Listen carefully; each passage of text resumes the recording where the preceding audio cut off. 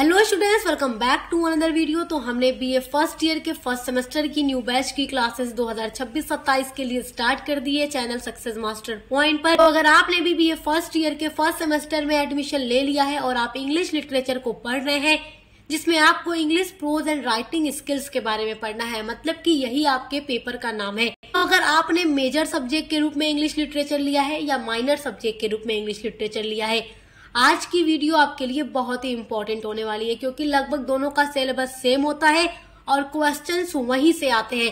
Question कहाँ से आएंगे, कैसे आएंगे, किस तरीके के एग्जाम में आएंगे, वो सब कुछ हम आपको बता देंगे। 2026 एग्जाम के लिए क्या क्या आएगा, तो उसकी टेंशन आप लोगों को नहीं लेना है, क्योंकि आप लोगों का फर्स्ट सेमेस्टर है। तो बच्चे काफी ज्यादा घबराते हैं, डरते भी हैं कि हमारा क्वेश्चन पेपर कैसा होगा एग्जाम में। देखिए, सक्सेस मास्टर पॉइंट बीए के लिए बेस्ट चैनल है और हर एक सब्जेक्ट की क्लासेस आपको प्रोवाइड कराता है, बीए के एग्जाम की पूरी तैयारी कराता है। तो आपको टेंशन नहीं लेना है। 3 सालों तक या 4 सालों तक अगर आपका बीए है तो आपको कोई टेंशन नहीं लेनी है, आपको बस हमारे साथ जुड़े रहना है।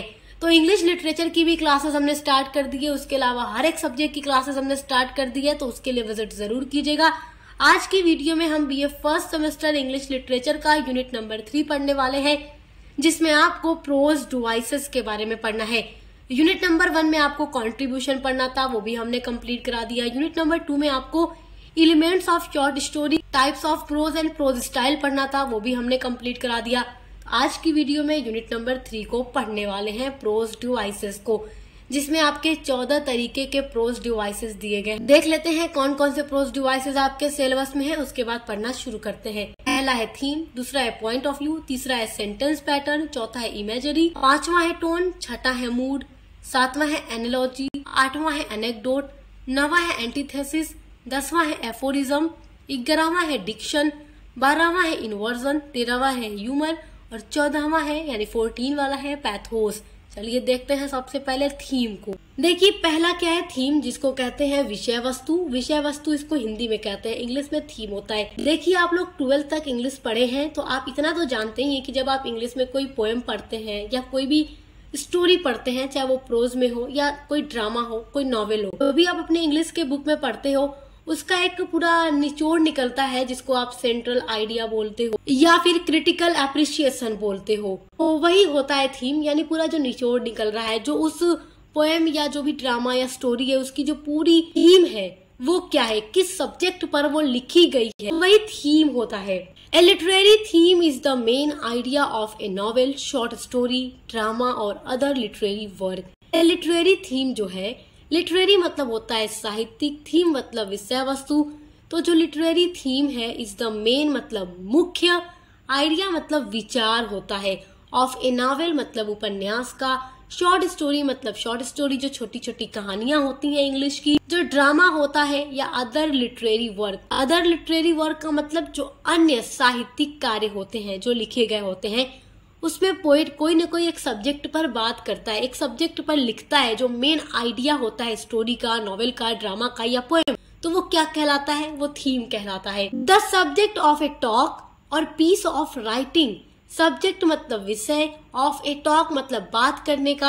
आप किसी विषय पर अगर किसी से बात कर रहे हैं तो आप किसी न किसी टॉपिक पर ही बात कर रहे होंगे, तो वो आपकी थीम हो गई जिसपे आप बात कर रहे हैं। या पोएट कुछ लिख रहा है, लिख कर कुछ बात कर रहा है अपने किसी भी स्टोरी में, तो वो उसका कुछ न कुछ उसमें सब्जेक्ट होगा, वो थीम हो गया। और पीस ऑफ राइटिंग, पीस मतलब टुकड़ा, ऑफ राइटिंग मतलब लेखन का। तो राइटर जो कुछ भी लिखता है, देखिए आप अपने फर्स्ट सेमेस्टर के अंदर शॉर्ट स्टोरी पढ़ेंगे। शॉर्ट स्टोरी क्या है, पीस ऑफ राइटिंग है, जिसमें राइटर कुछ न कुछ लिखता है, तो उसका एक सब्जेक्ट होता है, वही क्या है, इज कॉल्ड द थीम, वो थीम कही जाती है। The theme is a central topic in text और ए स्टोरी। जो थीम होता है एक सेंट्रल टॉपिक होता है किसी भी टेक्स्ट में या फिर किसी भी स्टोरी यानी कहानी में। आई होप थीम क्या है वो आप समझ के होंगे। किसी भी स्टोरी में जिस चीज पर राइटर बात कर रहा है, जो पूरा उसका एक निचोड़ है, जो सब्जेक्ट है, वो क्या है, थीम है। देखिए, दूसरा है पॉइंट ऑफ व्यू यानी दृष्टिकोण। देखिए, आप कोई भी नॉवेल पढ़ रहे हैं या ड्रामा पढ़ रहे हैं, तो राइटर उसमें जिस पॉइंट ऑफ व्यू से अपने रीडर से बात कर रहा है या जो भी बता रहा है, देखिए point of view in literature, जो दृष्टिकोण होता है इन लिटरेचर यानी साहित्य में, रिफर मतलब संदर्भित करता है to the narrator of a story who is describing the action in a story. हर स्टोरी का एक नरेटर होता है, अब वो नरेटर आई वी होगा यानी first person point of view में होगा, या यू होगा यानी second person point of view, या third person point of view. ये तो अब राइटर के ऊपर डिपेंड करता है कि वो किस पॉइंट ऑफ व्यू से अपनी स्टोरी लिखेगा।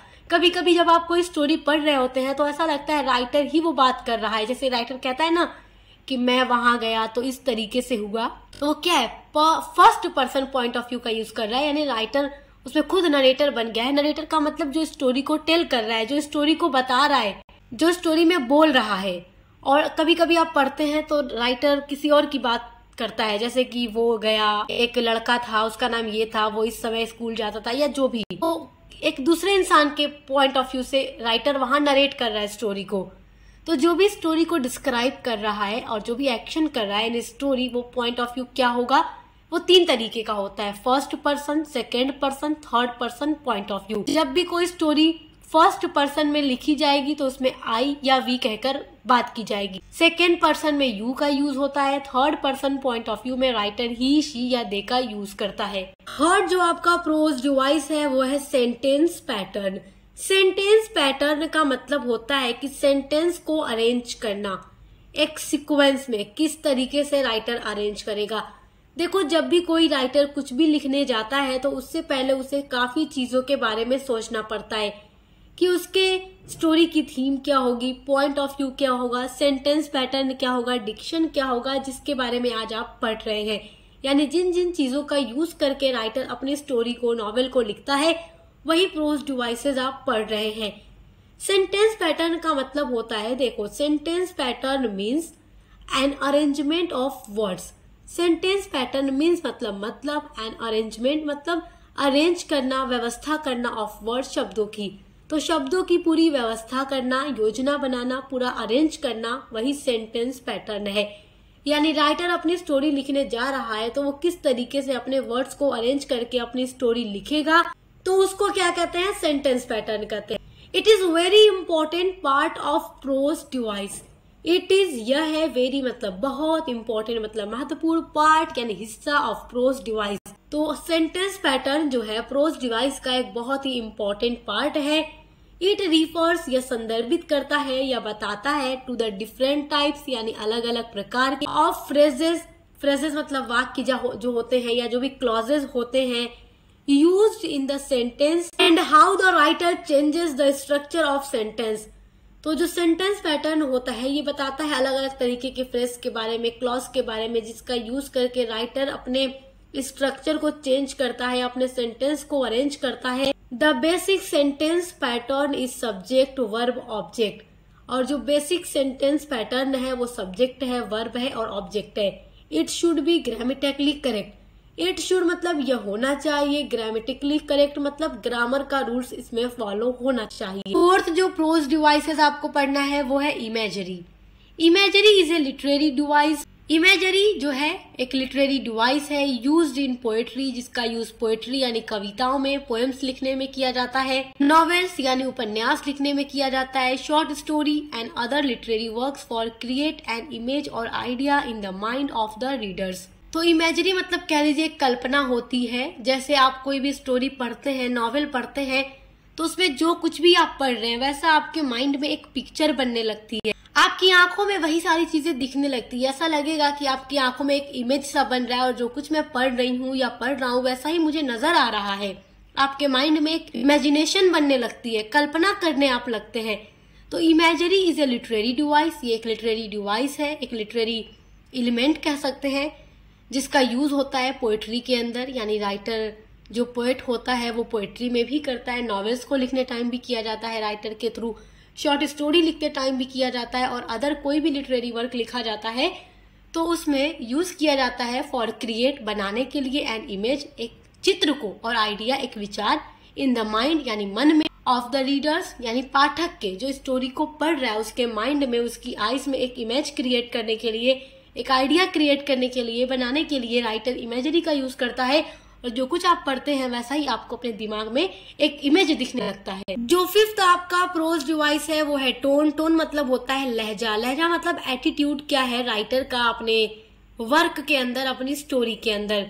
Tone refers to the author's attitude और feeling towards the subject matter, characters और ऑडियंस। टोन रिफर करता है या बताता है टू द ऑथर्स, ऑथर का यानी लेखक का एटीट्यूड जो लहजा है, और फीलिंग्स जो भावनाएं हैं, टुवर्ड्स मतलब की ओर, द सब्जेक्ट मैटर यानी विषय की ओर, यानी जिस भी टॉपिक पर राइटर अपनी स्टोरी में बात कर रहा है उस तरफ अपना वो एटीट्यूड लेकर जाता है, अपनी फीलिंग्स लेकर जाता है, कैरेक्टर्स की तरफ ले जाता है और अपने ऑडियंस की तरफ लेकर जाता है। और वो किस एटीट्यूड में बात कर रहा है, बता रहा है, वो होता है tone. It's how the author expresses their perspective and emotions through their writing.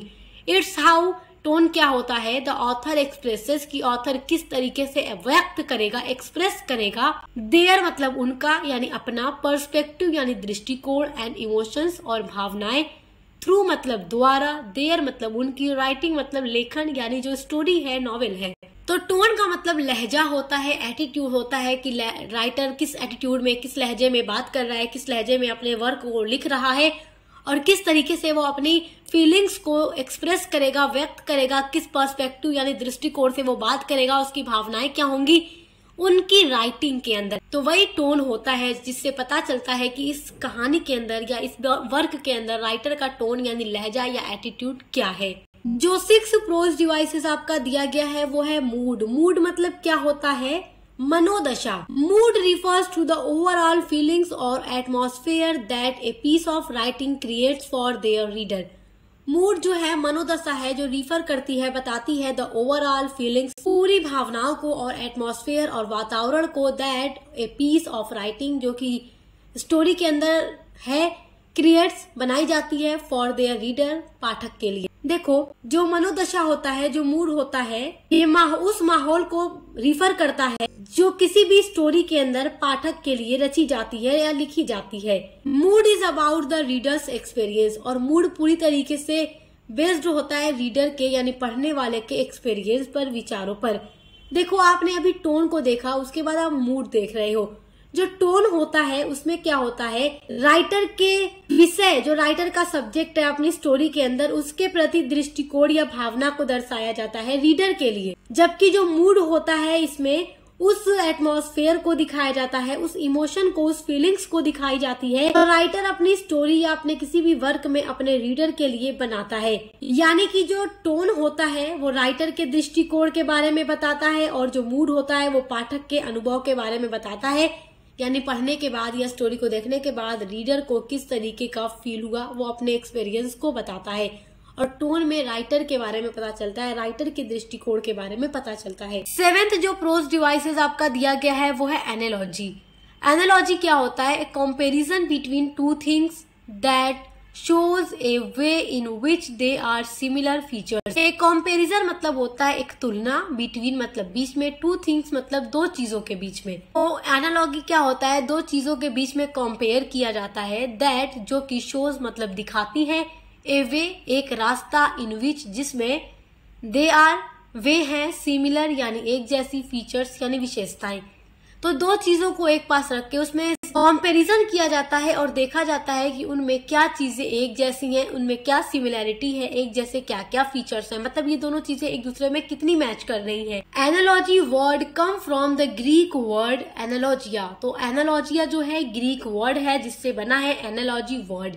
It is made of 2 word, और जो एनालॉजिया है ये 2 वर्ड से मिलकर बना है, ana and logos. Ana means upon, तो एना मीन्स होता है अपॉन, एंड लोगोस मीन्स यानी लोगोस का मतलब होता है रेशियो। व्हेन वी कंपेयर, जब हम करते हैं तुलना, 2 ऑब्जेक्ट्स, 2 वस्तुओं की, 2 चीजों की, इट इज एनालॉजी। तो ये क्या है, एनालॉजी है। तो जब भी कोई राइटर कोई स्टोरी लिख रहा है, कोई वर्क लिख रहा है, तो उसमें जब भी उसको किसी 2 चीजों के बीच में तुलना करनी होती है, उनके बीच सिमिलैरिटी दिखानी होती है, कंपेयर करना होता है, तब वो इस प्रोज डिवाइस का यूज अपने स्टोरी या अपने वर्क के अंदर करता है। जो 8th प्रोज डिवाइस है वो है anecdote. An anecdote is a brief, enlightening story often based on personal experience that is used to illustrate a point, entertain और reveal characters। देखो, जो एनेक्डोट होती है एक छोटी सी संक्षिप्त सी कहानी होती है जो काफी ज्यादा आकर्षक यानी इंटरेस्टिंग होती है। ऑफन बेस्ड, और ये प्राय बेस्ड होती है, आधारित होती है ऑन पर्सनल एक्सपीरियंस, किसी भी पर्सनल यानी व्यक्तिगत एक्सपीरियंस मतलब व्यक्तिगत अनुभव पर ये आधारित होती है और ये एक ऐसी कहानी होती है जो बहुत छोटी होती है और पर्सनल एक्सपीरियंस पर लिखी जाती है। दैट इज यूज, जो कि यूज की जाती है टू इलुस्ट्रेट ए पॉइंट, किसी बिंदु को स्पष्ट करने के लिए। इलुस्ट्रेट मतलब स्पष्ट करने के लिए, पॉइंट मतलब किसी बिंदु के बारे में जब, यानी किसी चीज के बारे में जब पूरा एक्सप्लेन करना होता है तब इस तरीके की कहानी लिखी जाती है। एंटरटेन या मनोरंजन करने के लिए, और रिवेल कैरेक्टर या चरित्र को उजागर करने के लिए, किसी कैरेक्टर के बारे में रिवेल करना हो तब इस तरीके की स्टोरी लिखी जाती है। इट्स ए शॉर्ट नरेटिव, ये एक छोटी सी कहानी होती है, लघु कथा होती है। दैट यूजुअली, जो कि आमतौर पर फोकसेस यानी केंद्रित होती है ऑन ए पर्टिकुलर इंसिडेंट और इवेंट, जो कि अक्सर एक घटना या किसी प्रसंग पर शामिल होती है। तो किसी घटना पर या किसी छोटे इवेंट पर ये बेस्ड होती है, जिस पर ये लिखी जाती है। एक छोटी सी नरेटिव होती है, छोटी सी कहानी होती है। जो 9th प्रोज डिवाइसेस है वो है antithesis.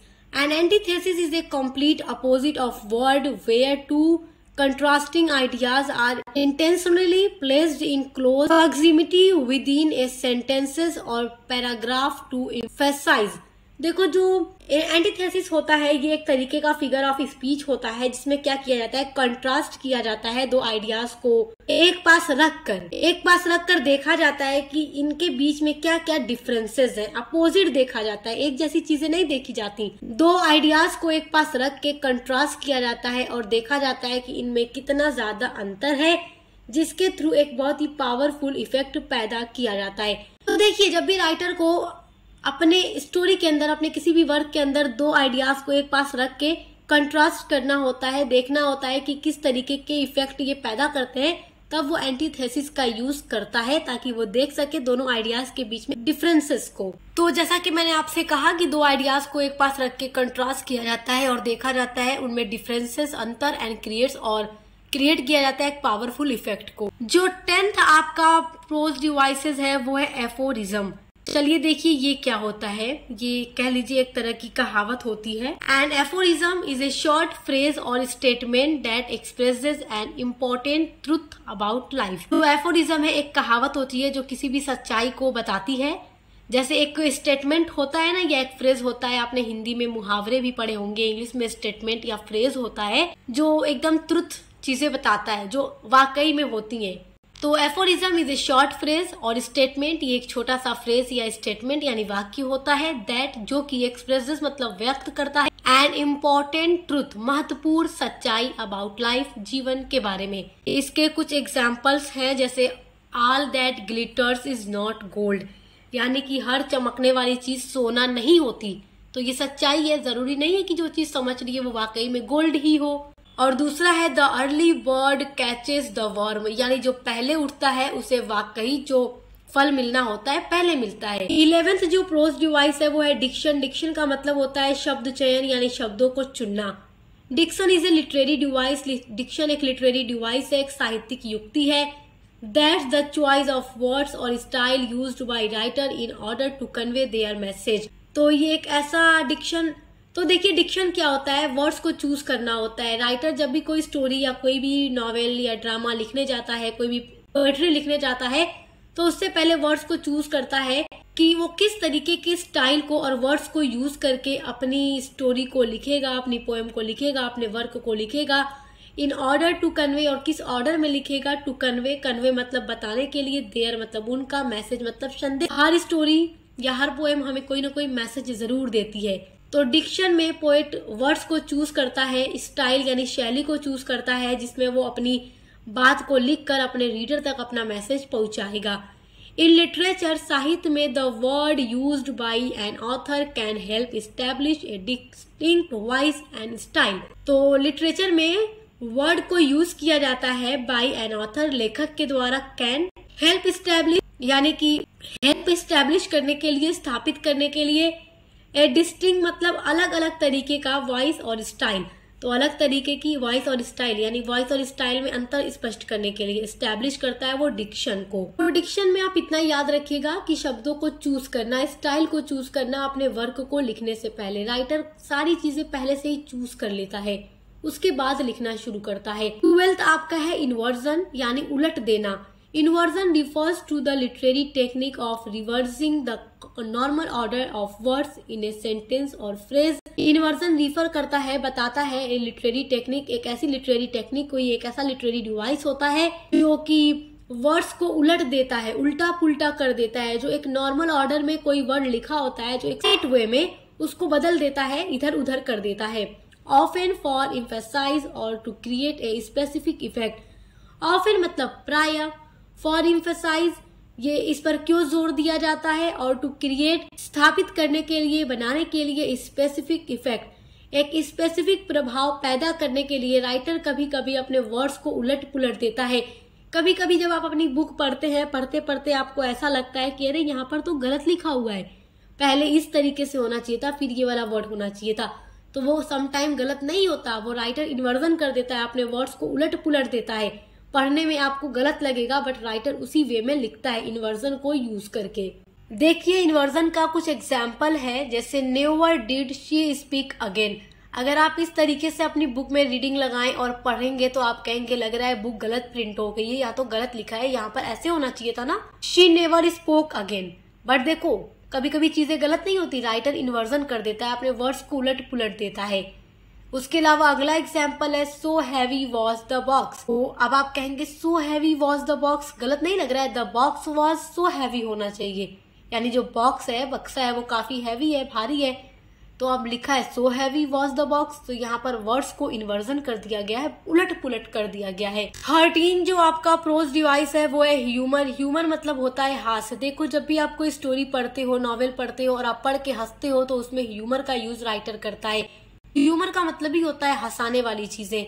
Humour is a literary tool, ये एक ऐसा लिटरेरी टूल है, यंत्र है या डिवाइस है दैट मेक्स, जो कि बनाता है ऑडियंसेस लॉफ, यानी दर्शकों को लॉफ यानी हंसाता है। Author used humour in his work, जो ऑथर है, ऑथर मतलब राइटर या लेखक, यूज्ड मतलब प्रयोग करता है, ह्यूमर का मतलब हास्य को, इन हिज वर्क मतलब अपने स्टोरी में, ड्रामा में, नॉवल में, फॉर एंटरटेन यानी मनोरंजन कराने के लिए, फॉर देयर ऑडियंस और रीडर अपने ऑडियंस या रीडर को हंसाने के लिए, उनका एंटरटेनमेंट कराने के लिए राइटर ह्यूमर का यूज करता है, जिससे उनके रीडर या ऑडियंस देखे या पढ़े तो हंसने लगे, खुश हो जाएं।